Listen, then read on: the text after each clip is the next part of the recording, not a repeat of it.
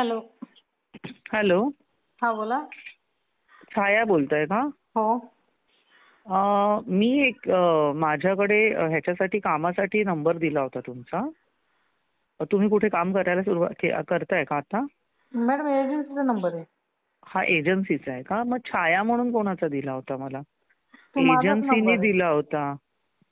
अच्छा.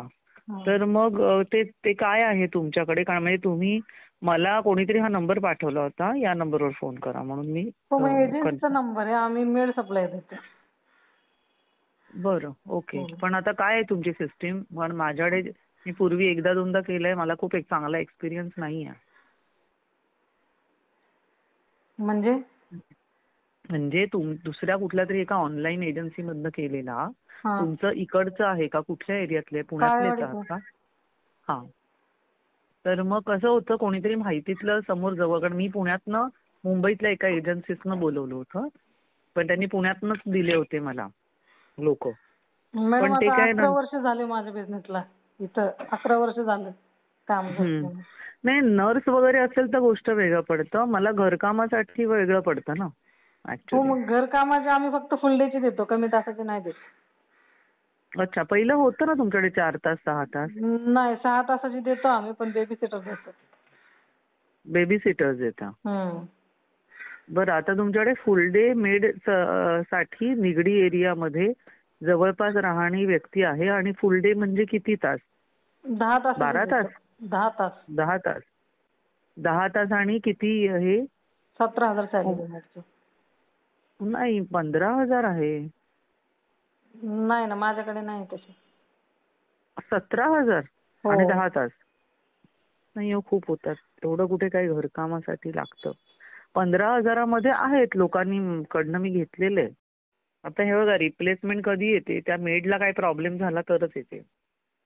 हो, तेच पण आम्ही प्रॉब्लेम फक्त झाला ना. जे माझ्याकडे 365 दिवसाचे त्या मुलीने 365 दिवस तर काम केलं नाही. रिप्लेसमेंट पण त्यांनी खूप सांगितल्यानंतर केली नाही. ते बोलले नाही, तुमचा होल्डवर ठेवतोय. आणि होल्डवर न ठेवता पुढे पुढे ढकललं पाहिजे होतं ना ते वर्ष त्यांनी. होल्डवर म्हणजे नाही ढकललं, माझे पैसे वाया गेलेत. त्यामुळे मला ते कळत नाही. तुम्ही वन टाइम काहीतरी घेऊन आणि 24 तासाची मग मेड देत नाही का मग तुम्ही?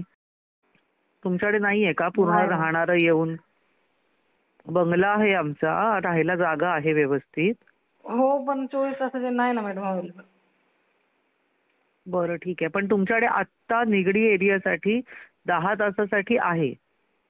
पण कमी वेळासाठी तुम्ही कमी पैशात नाही करत आहे. नाही ना. म्हणजे मला समजा मी म्हटलं चला मला 6 तासच द्या, पण 12,000 घ्या. तशी नाही ना माझ्याकडे, कारण बाहेर तयार होत नाही करायला. 8 तासाला ऍक्च्युली म्हणजे खरं तर 17,000 तर जास्तीच आहे ताई. तुम्ही 15,000 म्हटलात आणि 10 तास म्हटलं तरी मी मॅडम थोडं हे केलं 17,000 असतं. पण येत नाही बाया सध्या कामाला. बापरे. हा, 17,000 पण याय ना आता. अच्छा. काय कशाला काय 2,000 तासाला मागायला लागले? 2,000 मागायला लागलेत बाया. अच्छा, ओके. त्याच्यामुळे त्याच्यामध्ये पण येत नाही बाया. तरी आम्ही निवडून निवडून कसे बसे देतो क्लायंट लोकांना. बरं. अरे बापरे, आता हे तर खूपच मोठा बिझनेस वेगळा झालाय. खूप म्हणजे मोठंच झालंय, कारण कसं व्हायला लागले, सरकारने बायांना 2200, 1,500 चालू केले ना, तेव्हापासून सगळं पण गोंधळ झालाय. तेव्हापासून जास्ती झालंय. अच्छा अच्छा, ओके ओके. जे तेव्हापासून 3,000 लय ते 1,500 ते अजून देतायत का पण आता? चालू आहे. आता 21 द्यायला लागले.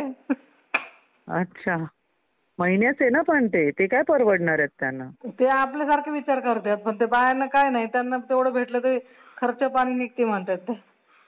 आणि नवरा ज्यांचा कामाची बरं गरज काम नाही. करत असेल. हो, बरोबर. बापरे, फारच चुकीचं झालंय हे सगळ्या योजना. नाही, लय चुकीचं झाले, कारण आम्हाला पण प्रॉब्लेम यायला लागलेत.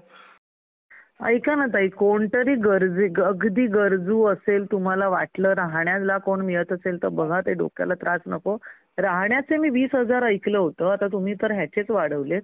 त्यामुळे मला माहिती नाही, राहण्याला 20,000 आणि पूर्ण असं मी ऐकलेलं आहे. त्यामुळे नाही, कसं काय होतं होत पहिलं असेल. 20,000, आता 22,000 झालेत राहायचे पण. बर, म्हणजे उलट हे ज्या योजनेनंतर आमच्या डोक्याला जास्ती ताप लय झाले. लय ताप झाले. बाया लोक तर राहायला जे मागतात ना क्लायंट लोक, त्यांना तर डायरेक्ट 30,000 मागायला लागलेत. क्लायंट लोकांना एवढे पगार नाही तेवढे बाया मागायला लागलेत आता. अरे बापरे. त्यांना काय हे काय इंजिनियर आणि इंजिनियर लोकांना पण पगार नाही आहेत. माझ्या मुली माझे क्लास चालतात त्याच्यामध्ये इंजिनियर झालेल्या मुलींना पण तेच ना, सुरुवातीला शिकलेले आता सगळे लोक तेच क्लायंट लोक तेच म्हणतात आम्ही एवढे शिकलेले पण आम्हाला पगार एवढे नाही तेवढे बायांना द्यायला लागायला लागले. हो ना. नाही ना सगळीकडे तेच प्रॉब्लेम चाललाय. बापरे कठीण आहे. बघू कधी एकदमच गरज असेल तेव्हा सांगेन पण हे मला परवडलं तर पाहिजे ना नाही जरा. नाही चालेल जर असेल ना कोणी गरजू तर मी फोन करेन तुम्हाला. हो ठीक आहे. थँक्यू हा थँक्यू. वेलकम.